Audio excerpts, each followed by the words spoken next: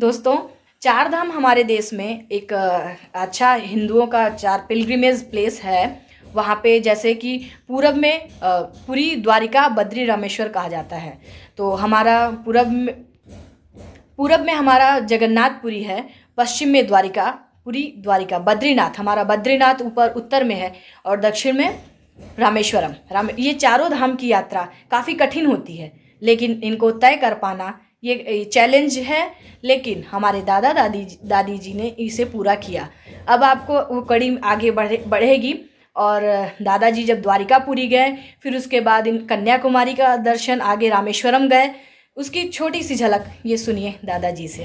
दादाजी, जब द्वारिकापुरी आप गए थे, फिर आप रामेश्वरम दक्षिण भारत भी गए। आपको तो अंग्रेजी आती नहीं थी। नहीं, हमें अंग्रेजी तो नहीं। भाषा वहाँ दक्षिण भारत की भाषा तो बिल्कुल अलग है। नहीं। तो किस तरीके से आपने अपनी यात्रा पूरा सफलतापूर्वक कंप्लीट किया? ये हम लोग साथ में कई आदमी थे। अच्छा, हिंदी भाषी लोग इधर उत्तर भारत के? हाँ, उत्तर भारत के। और सभी लोग साथ में जा करके हर जगह जैसे गए होंगे।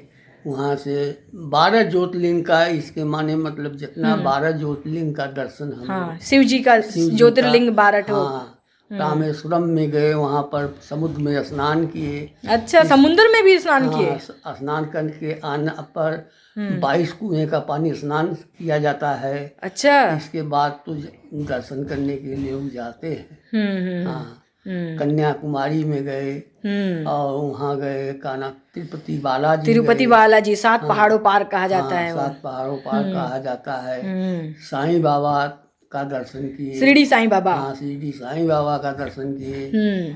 फिर आप उज्जैन भी गए, छिप्रा में, छिप्रा नदी किनारे जो एक ज्योतिर्लिंग है। हाँ, उज्जैन में गए। अब पूरा तो नहीं आ रहा है याद मुझे। और महात्मा गांधी के घर भी पोरबंदर गए थे आप? हाँ, पोरबंदर गए, गुजरात उनके घर गए थे। उनके ससुराल भी गए थे। हाँ, और तमाम उनके तमाम जीवन की कई सारी झलक आपने देखी। जीवन के कई झलक। हाँ, साबरमती आश्रम गए थे। हाँ। बहुत बढ़िया दादाजी। मतलब आपने काफ़ी चीज़ें सीखी, देखी हर जगह। देखी है हर जगह। आपको कैसा अनुभव हुआ दक्षिण भारत में और उत्तर भारत के लोगों के बीच में? भेद कैसा लगा? अच्छा लगा कि मतलब हर एक जगह वहाँ के लोगों की खाने पीने की अलग है। इडली डोसा खाते हैं सभी। और अच्छे विचार हैं, जैसे हमारे यहाँ धर्म पे काफी विश्वास किया जाता है। हाँ, वैसे वहाँ पर भी है। हाँ, धार्मिक लोग तो ही हैं। भाषा तो आपको समझ में नहीं आती थी? हाँ। लोग हिंदी जैसे गए तो मंगलौर कहाँ गए लोग, हम एक मंदिर में गए, वहाँ पर हेरा गए। अच्छा। हाँ, इसके बाद अनाउंसमेंट हुआ। हाँ, और दूसरे जगह चले गए तो वहाँ कोई मिला नहीं। पुलिस वालों से पूछा। तो एक लड़की इंटर में पढ़ रही थी कि चलो एक हिंदी से आया है और उसको बताइए। तो पूछी कि आप कहाँ जाएंगे? हम कहा हमें बस अड्डा पर जाना है। तो बस अड्डा पर गए तो वहाँ बस हमारी नहीं थी। अच्छा। हाँ, गाड़ी जो है एक किनारे खड़ी थी। अच्छा। जहाँ मुझे दर्शन करना था, लेकिन हम वहाँ पर नहीं पहुँच पाए, बिछड़ गए थे आप। बिछड़ गए। और इसके बाद जो है हम वहाँ पर पहुँचे तो बैठाया एक आदमी, हमको चाय पिलाया। कहे ठीक है, हम हेर के स्थान को पाऊंगा। तो बैठा करके लेकर गया, सगरों घुमाते घुमाते अंतिम जगह जब पहुंच गया तब कहा कि लोगों ने से कि देखिए यही आ रहे हैं। अच्छा। आने पर लोग 60 आदमी बस वाले थे। सभी बहुत ही खुश हुए कि आप कैसे पहुंच गए। अच्छा। तो ये देखिए कि व्यवहार हमारा हिंदुस्तान में, आप किसी भी जगह जाइए, पूरब, पश्चिम, उत्तर, दक्षिण, किसी भी कोने में जाइए, आपको एक जो आपस में लगाव है लोगों का, मदद की भाव है, ये बहुत ही अच्छी खासियत है। वसुदेव कुटुंबकम के भाव जो हैं, और हिंदुस्तान एक है, अतुल्य भारत। ये इस बात को ये दर्शाता है। आपने अपने जीवन में प्रैक्टिकली भी देखा।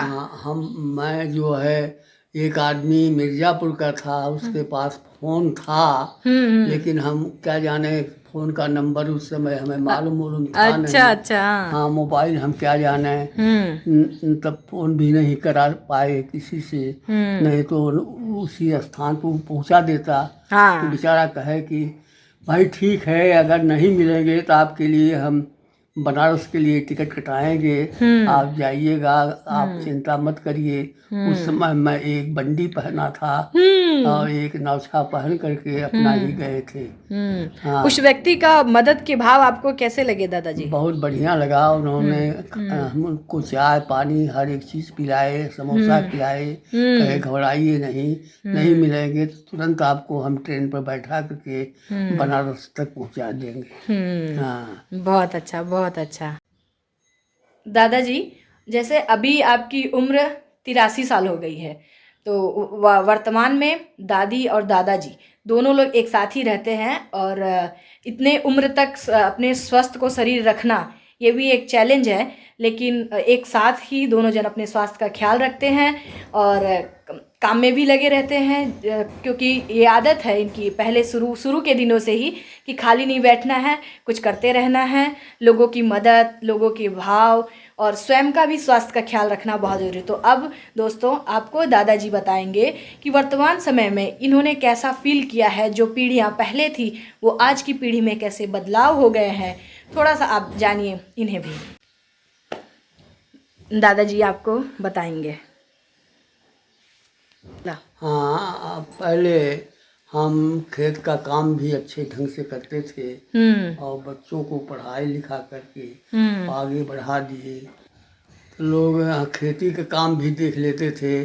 अब भी दोनों आदमी हैं, तंदुरुस्त हैं, कोई ऐसी बात नहीं है, और हमारे बच्चे अब अपने पैर पर खड़े हो गए हैं। अच्छा। हमें किसी प्रकार की दिक्कतें नहीं हैं। अच्छा। और दादी जी के बारे में कुछ बताइए, दिनचर्या, आप लोग साथ में ही रहते हैं? हाँ, हम लोग दिन भर अपना ही साथ में रहते हैं। उनको ज्ञान का बातें हमेशा करती हैं। हाँ, और रामायण का उच्चारण ज़्यादा करती हैं। हाँ, भजन उन्हें पसंद है? उनको पसंद है, भजन खूब गाती हैं। अच्छा। डेली। हाँ, और उनको औरतें पकड़ के ले जाती हैं अपने घर पर, उनसे भजन और लाचारी दुनिया भर गाना फाना जो है, गाने में बहुत ही आगे हैं। अच्छा। हाँ। और आपको गीत भजन नहीं पसंद है? आप नहीं गाते थे अपने जीवन में? नहीं, हम गाना खाना नहीं गाते थे। हाँ, हमें धुन था कि पढ़ाइए बेटी, पढ़ाइए बेटा, पढ़ाइए नौकरी दिलवाइए। नौकरी के चक्कर में शिक्षा के प्रति आपका रुझाव ज्यादा था? रुझाव मेरा ज्यादा था, क्योंकि हमारे पिताजी कहते थे कि भाई नौकरी ही ठीक है, दूसरा काम अच्छा नहीं है। और इंसान को जब पढ़ाई करता है तो अलग अलग तरीके के ज्ञान अर्जित करता है। और सकारात्मक विचार उसके अंदर आते हैं। और हर एक चीज जो है इसी ढंग से बीता, और लोगों को हमने कभी बुराई नहीं किया, लोगों का अच्छाई किया, मदद किया, अपने गरीबी से लेकर के जब तक हैं तब तक लोगों को कोई मांगा 10 रुपया तो दे दिए। कभी किसी को कोई कमी नहीं होने दिए? कभी किसी को कोई हम कमी नहीं होने दिया। आपके बचपन से दिन से ही बड़े होने तक आपकी प्रसन्नता का असली राज क्या है? हाँ, हमें जो है अपने बचपन से ही खेत के लिए देख करके बहुत ही खुशहाली आती थी। जब खेत में आप बीज बोते थे वो तैयार हो जाता था? बीज बोते के समय उसको बोते थे, तैयार होता था, भरते थे। पहले हम लोग बैल से ही सिंचाई करते थे। अच्छा। हाँ, कोई पानी का न नहर था, न ट्यूबवेल था, कुछ नहीं था। अच्छा। हाँ, गरीबी ज्यादा थी, अन्न का पैदावार कम था, रासायनिक खादें नहीं थी, देसी खाद लोग डाल करके खेती ही करते थे। हाँ। और आप जब फसल तैयार हो जाती थी खेतों में? हाँ, खेतों में फसल तैयार होने पर काटते कूटते अपना दांते में से रहते थे। वही आपकी प्रसन्नता का राज है? वही हम लोग में लोग लुप्त रहते थे, प्रसन्न रहते थे। अच्छा। हाँ। दादाजी, आपको दिनचर्या में छोटी सी कुछ झलक बता सकते हैं और क्या होता है? हाँ हाँ, हमारी पत्नी जो है वो अपना गाना बजाना और रामायण के विषय में रेडियो बजाती हैं, समाचार सुनती हैं, उसमें से भजन सुनती हैं, यही सब बातें उनको याद। आपको भी समाचार सुनना बहुत पसंद है? हाँ, हम भी समाचार सुनते हैं, क्या हो रहा है, क्या नहीं हो रहा है। गाने में ज़्यादा हम नहीं लिप्त रहते हैं। हाँ, हम जो है वही समाचार वगैरह में, अपने खेती में कि आगे बढ़ो, आगे कदम बढ़ाओ, बस यही हमारा लक्ष्य था, वो हमने किया करते थे। अच्छा दादाजी, अब आपसे आखिरी सवाल है कि आज की जो पीढ़ियां हैं, आप उनके प्रति कैसा आशीर्वाद देना चाहेंगे